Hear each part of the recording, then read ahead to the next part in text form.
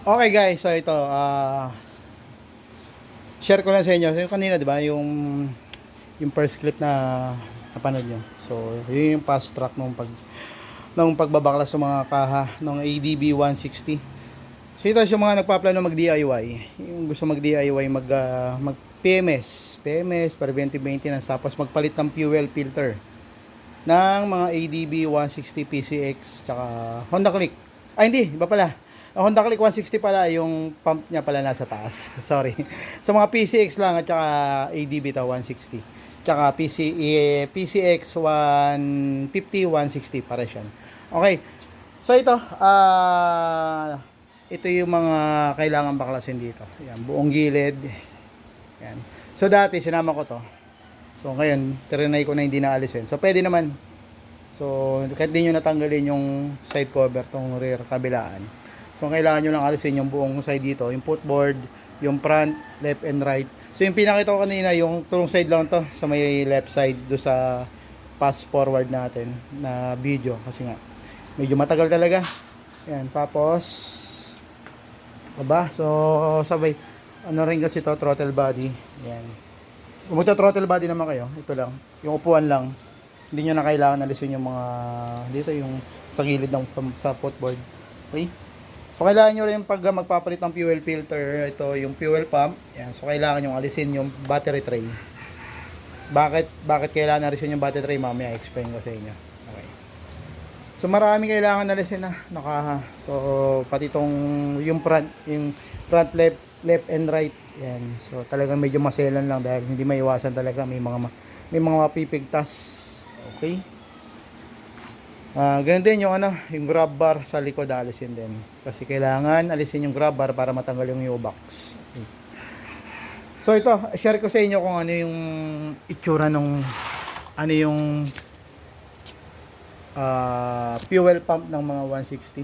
Yan. So bakit kailangan alisin yung battery tray? Ito ililipat to mamaya, itataas ang bagay. Ayan. Kasi ito yung itsura ng mga fuel pump ng mga 160. So ito ililipat ko pala to. Yan ito. Yan. Alisin din natin yung cable ng cable ng throttle body. Ito nakabolt yan dito. So ilagay na lang natin sa side. Okay. Okay. Tapos ito na siya. So natanggal ko na yung mga lock niya. Yung lock lang naman ito, dalawang fastener, apat na nut, tapos may fastener ito. Ayan, dalawa. Yun lang naman yung umukod dyan. Okay, so ganito kahaba yung fuel pump ng mga ADB 160 at PCX, kita nyo, ayan, sobrang haba. Ayan, so kaya kailangan tanggalin yung battery tray kasi mahirapan kayo magkaroon ng access. Tapos hindi lang basta-basta to pag aalisin, kala nyo ganun ang kadali, hindi. Ang dami pa tong may mga diskarte pa to, tricks para magapihit-pihit. Hindi to kasi daling baklasin katulad ng mga click 125. Click 125, click 150. So yung mga nasa ibabaw yung yung fuel pump, nandito kasi yung tangke nila. So ayan, medyo maiksi lang yung nila, medyo maiksi lang yung fuel pump. Hindi katulad dito, kita niyo to, napakahaba. Yan. So kaya kailangan alisin yung battery tray. Tapos ang pihit niyan, so diskarte lang yan. Minsan hindi ko naman share sa inyo kung paano alisin na kasi nga medyo mahirap talaga. Ang gawin talaga pihit-pihit lang. Yung katulad niyan. So kasi ang medyo magpapahirap sa inyo diyan magtanggal yung kanyang yung floater, yung sensor sa fuel gauge, yung floater. Yung floater is yung kasi yung ng signal para sa level ng gasolina. So yun yung medyo mahirap dito. Hindi lang siya isang diretso. And hindi lang siya isang diretso na isang pump. So medyo sa ilalim, medyo nakapail kasi yan. Kaya yun yung medyo pipihit-pihit. Natin nyo yun nasa ayun. Nasa ayun. Pihit-pihit talaga mangyayari mga boss. Okay. Okay, so sa magpapala na mag DIY. Ayan. So yan yung gagawin nyo. Ayan. So sa mga nagpapa-PMs pala dito sa atin, tapos mga ganito fuel pump, fuel filter replacement. So kung maalikabok yung mga kahan ninyo, ayan, yung mga chassis, so okay mag-alala. Dito nililibre natin yung linis ng linis ng mga chassis lang, hindi ng yung mga kaha, chassis lang.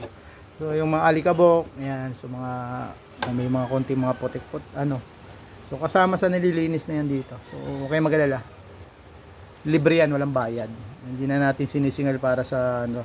Ang tawag kasi nila dyan, semi deep cleaning. Tawag doon. So, kasi pag full, dito deep cleaning, kasama yung mga kaha. Pag yung chassis lang, itong kaha lang, ay itong frame. Yan. So, ang tawag doon, semi deep cleaning daw. So, sa atin, nililibre na natin. Yan. Sa iba, syempre, may extra charges pa yan. Okay, so yun lang, share ko lang mga bossing. Sa mga plano mag DIY, yan. So, kung gusto niyo mag DIY ng PMS, yan. Throttle body, fuel filter replacement, yan. Tapos, ito, sabay na rin kasi CVT cleaning, yan. So, alam niyo na kung ano yung mga baka dapat baklasin, dapat tanggalin, yan. Medyo mahirap lang talaga, syempre, medyo marami-rami. Pero, syempre, ganoon talaga. Kailangan natin patience. So, ayan, yun lang. Yun lang mga sir, sinare ko lang para may idea kayo kung gusto niyo mag-PMS, mag-DIY, magpalit ng bagong fuel filter lalo sa mga ADB 160 at PCX 160. Alright? Ito si Doc Arnold sa Motaos. God bless sa atin lahat. Bye safe. Bye-bye.